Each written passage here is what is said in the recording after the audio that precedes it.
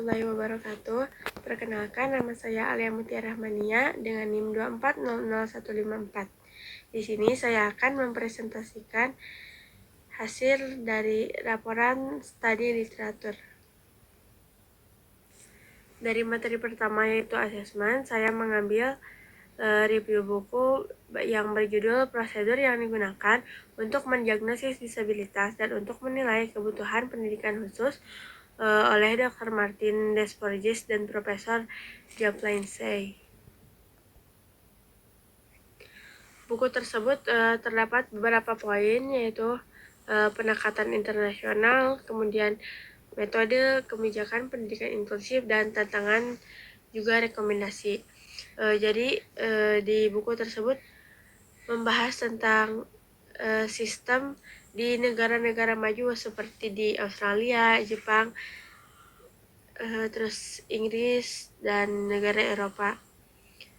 Seperti contoh di sini ada penilaian pendidikan kebutuhan khusus di Australia. Jadi sistemnya tuh mengharuskan diagnosis disabilitas untuk menilai apakah murid tersebut pantas untuk mendapat akses layanan pendidikan khusus atau tidak. Jadi di tim sekolah akan mempertimbangkan informasi yang tersedia tentang gangguan sebagaimana telah didiagnosis oleh spesialis terkait.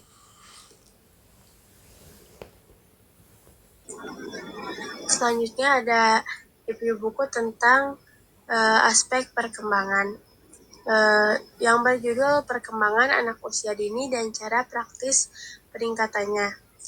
Jadi di dalam ringkasan buku tersebut yaitu ada perkembangan fisik motorik dari usia 0 sampai 3 tahun, kemudian ada faktor yang mempengaruhi perkembangan motorik dan fisik.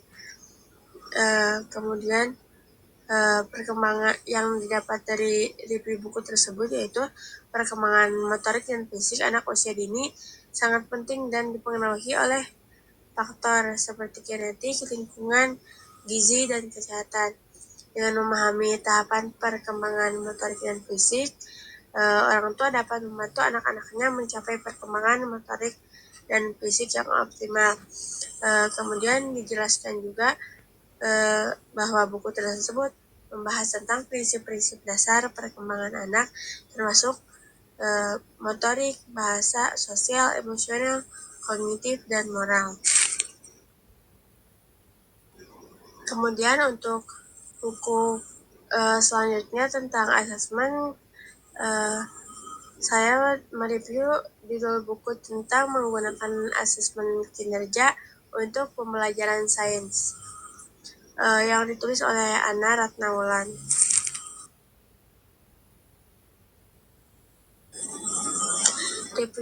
Review yang saya dapat dari buku ini yaitu tentang assessment as learning, for learning, dan of learning.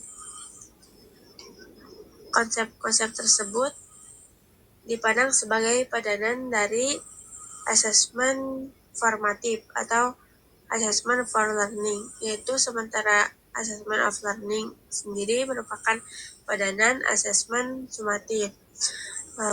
Terus perbedaan mendasar antara assessment formatif dengan assessment for learning terletak pada misi, sudut pandang, dan kepentingan asesmennya. Jadi kalau assessment of learning sendiri yaitu penilaian yang dilaksanakan setelah proses pembelajaran selesai. Kemudian kalau assessment for learning yaitu bertujuan untuk memperbaiki proses pembelajaran. Kayak misal ada formatif penilaian sekaligus penilaian sumatif. Terus untuk bisa dengan assessment for learning itu bisa dengan tugas-tugas di kelas, presentasi, dan kuis. Sementara untuk assessment as learning sendiri yaitu mirip dengan assessment for learning karena dilaksanakan selama proses pembelajaran berlangsung. Bedanya assessment as learning ini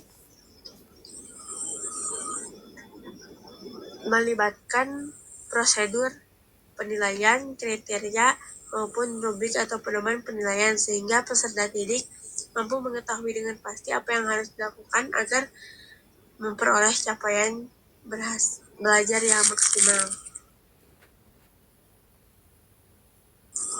Mungkin sekian yang dapat saya sampaikan. Mohon maaf apabila masih banyak kesalahan. Wassalamualaikum warahmatullahi wabarakatuh.